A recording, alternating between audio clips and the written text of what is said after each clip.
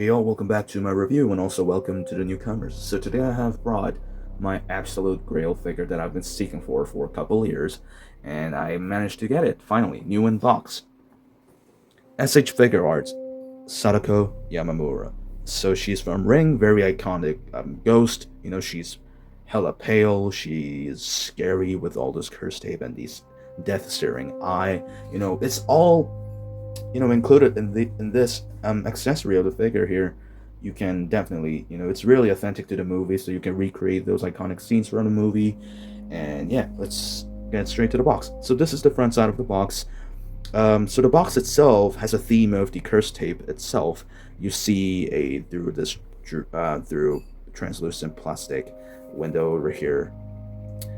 You see Sadako with a bunch of other hair accessories, and even more that you cannot see that's hidden behind this box section.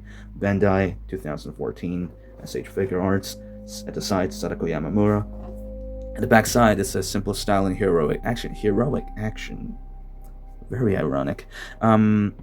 Anyways, but you can see, her death-searing eyes, her basic hair, the hair that seems like it's, falling or through, like, over the floor or something. You see the accessory there.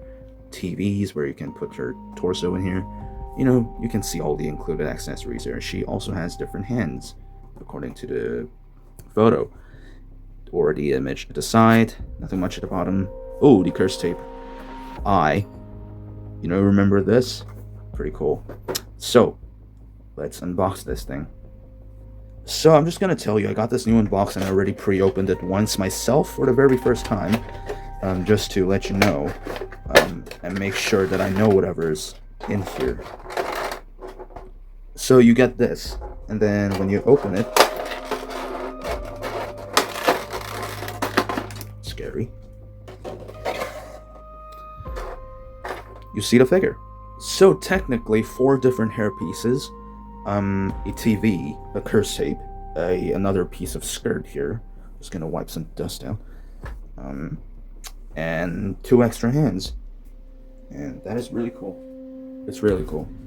So taking the figure out, it is awesome. Again, she's very small, a little bit smaller than a 6-inch figure, I guess. And yeah, detail is amazing, absolutely. But the downside for my figure is that, the color has changed to yellow just a bit on the shoulder section with a tiny scuff here. Even though it's a new in box, since everything is in white, which is hella easy for white plastics to get a coloration change when it comes to being an old figure over time. So I guess I'll keep it as how it is. So yeah, I guess it's fine for me. Anyways, we have the figure itself. Okay, we have the figure itself. We have 3 extra hair pieces,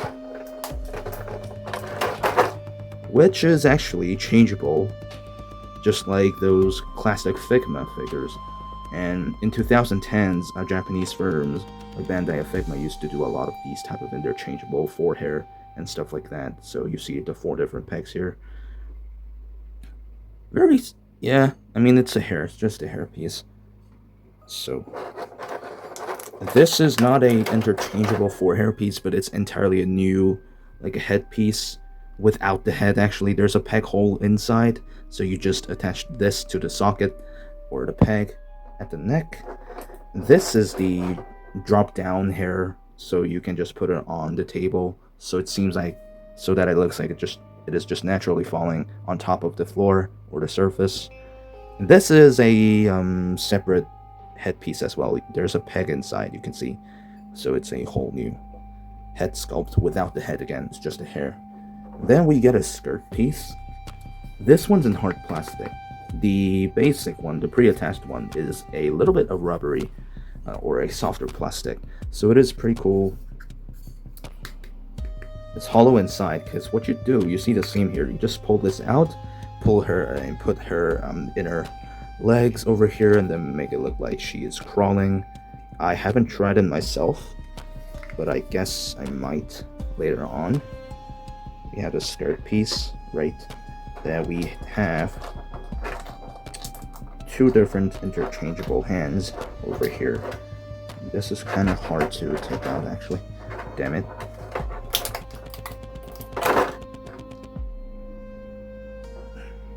over here, like that. You see? Look at the detail, like these bloody... I'm pretty sure she lost her nails trying to get over the well, right?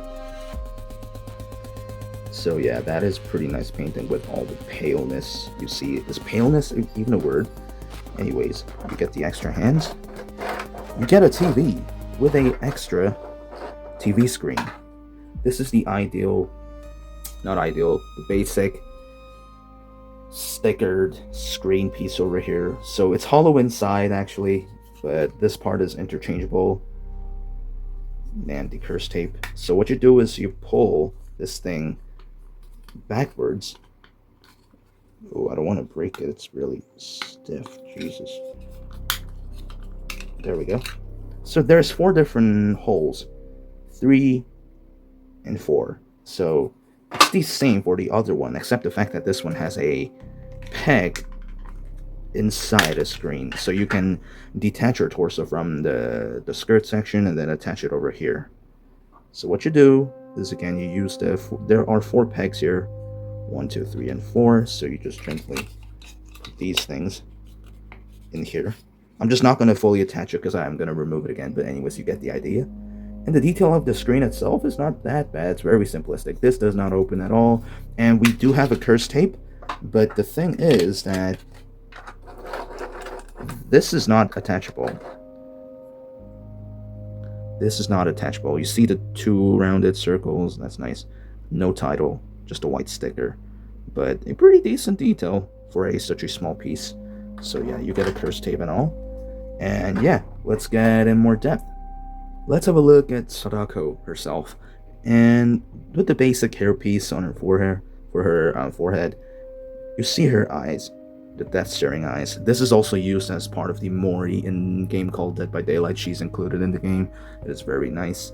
And yeah, you know, there's nothing crazy to talk about. She's just wearing a whole white costume with a white skirt, and her skin is extremely pale. And yes, these are detachable inside so that you can interchange because of the interchangeable skirt piece. And yes, just in case every time you try to interchange the skirt piece and you get confused with the front side of the back side of the skirt over here, the front side has a little bit of wrinkles at the waist section. So this goes forward of the figure, nothing at the back. So that is how you identify the directions when you try to put this thing back on. And yes, it's quite interesting. You know, the joints, like especially the shoulder section, this just flops around on there. It's like a shoulder, but it's pretty cool because of the articulation. Actually, she can I could talk about this again during the articulation, but she has a up and down joints for the shoulders, so you can create the iconic scene where she walks like that, you know, top like that, one shoulder down, one shoulder up. You can recreate those like iconic scenes. It is really cool. And she does have double jointed arm, but actually, why not get through articulation as we go through the detail? But yeah, like it feels like, yeah, it is a double jointed arms, but the second joint at the top over here doesn't really move much. So just think of it as like a single jointed arm. And nothing crazy. Again, everything's in white, just nicely done wrinkles. These exposed joints does not bother me at all because it feels like those classic 2010s SH figure arts, because this is made in 2014, obviously, Sherlock. But yeah, again, she has a pale skin. Her basic hand pieces is really nicely done too. Bloody finger, no nails, I guess, from what I remember. And yeah, it's really cool. And inside her skirt, yes, she does have an underwear. And she has entirely pale leg piece with double jointed leg and a drop down hip joint, up and down feet joint. There's a swivel, there's a toe joint as well. So it has pretty good articulation for a ghost, I suppose, you know. But yeah, her basic head is quite spooky. Actually, like the first time I removed this hairpiece, which is actually quite loose, and this is not the only problem that I have with this figure. A lot of people who has this actually had a lot of issues where the basic hairpiece that is pre-attached when you get the new figure will just easily fall apart like that. So not that great. So that's why I preferably use this iconic here where it covers the entire head. So that is Sadako. You can just tell that is classic Sadako looking. Oh yeah, I'm stupid. That the head does go up with the neck, so it's like double jointed. So it does move like that, rotate sideways.